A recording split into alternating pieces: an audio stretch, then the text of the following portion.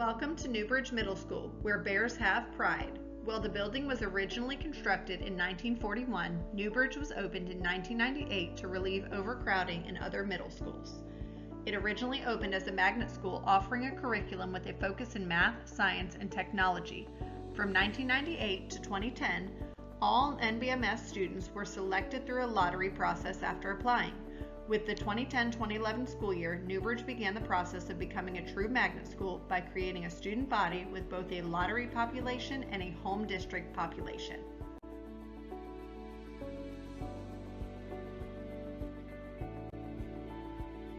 Newbridge Middle School currently has 490 students. Due to the small population compared to other district middle schools, we also have a smaller staff.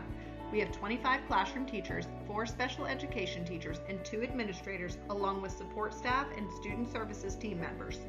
Of our 490 students, 16% are African American, 21% are Hispanic, and 63% are white or of other ethnicities.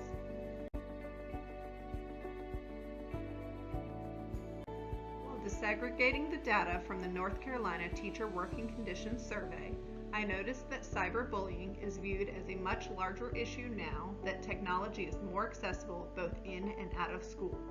However, our Student Services Department has already been implementing weekly lessons during our morning study hall time that has continued to address this issue head-on. Thus, I focused on our next lowest areas, which were under community support and involvement. The lowest agreement percentage was for parents and guardians, our influential decision makers in this school, at 76.47%, which was down 10.71% since 2018. There was an even larger drop from 2018 of 20.03%, for this school does a good job of encouraging parent or guardian involvement. This stood out to me in that the 79.41 agreement percentage was below that for both the state and the district. This guided my focus for my service learning project in finding a way to involve the parents more effectively.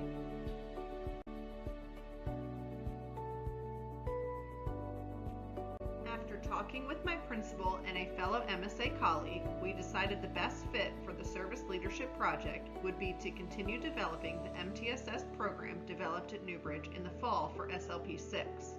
Our school improvement plan encompasses families and communities through indicator E1.06. This indicator states that the school regularly communicates with the parents or guardians about its expectations of them and the importance of the curriculum of the home, such as what parents can do at home to support their children's learning. When taking a deeper look at our school, I noticed that under our school vision, it stated that we value building strong relationships with our families and children to increase trust. Though it said this, I struggled to find where we were actually implementing it. I found we communicated very well to the parents, but did not allow the space for open conversations between all stakeholders.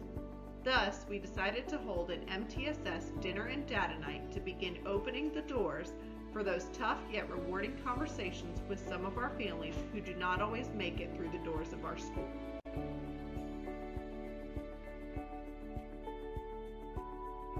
We received feedback from the staff about our idea. Most of the staff thought the data night would be beneficial in that the students would be taking ownership and parents would be getting a better insight into what their student is doing at school and how they can better help them at home. We even got the idea to provide resources parents can use at home to assist in helping their student grow academically.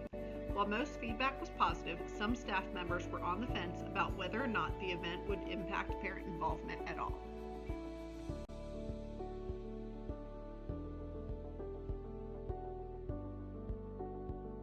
Once we set dates for our MTSS dinner and data night, we sent home an invite to parents to gauge interest and availability. This gave us an idea of how many people to expect so we could gather our budget and contact vendors to price out food. Our MTSS team created a student-led conference forum to be used in the small group sessions for data chats with students and provide them an outline to use at the dinner and data night. The response to our initial invite was lower than hoped, so we pivoted and decided to have students record themselves doing their student-led conferences.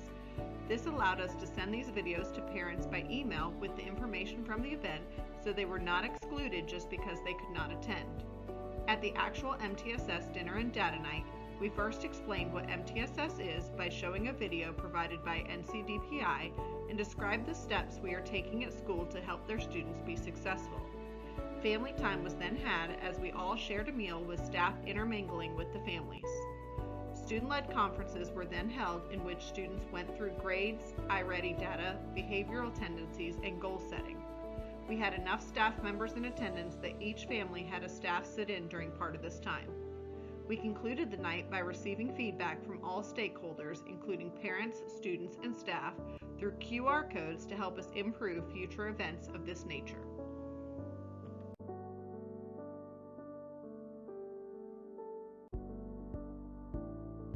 First of hopefully many MTSS dinner and data nights was a success overall.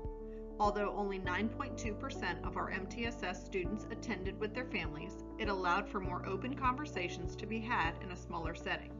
For future events, I would incorporate more communication about the event. A personalized phone call home to invite the family can be more welcoming than just another paper coming home. I learned how much truly goes into putting on a community event.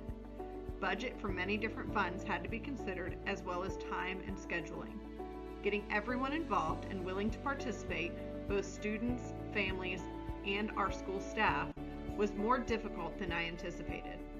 Also, I realized how little details, such as having a translator available or an activity for younger siblings, can really go a long way in the eyes of the families. Parents gave great feedback and that they truly want to be part of the team and create a partnership to help their students succeed. They even requested that we have these nights more frequently to keep them in the loop as active participants. When seeing the interactions between the families, students, and staff, I truly believe at the end of this that the more positive people that we have in our students' corners, the better off they will be in the long run.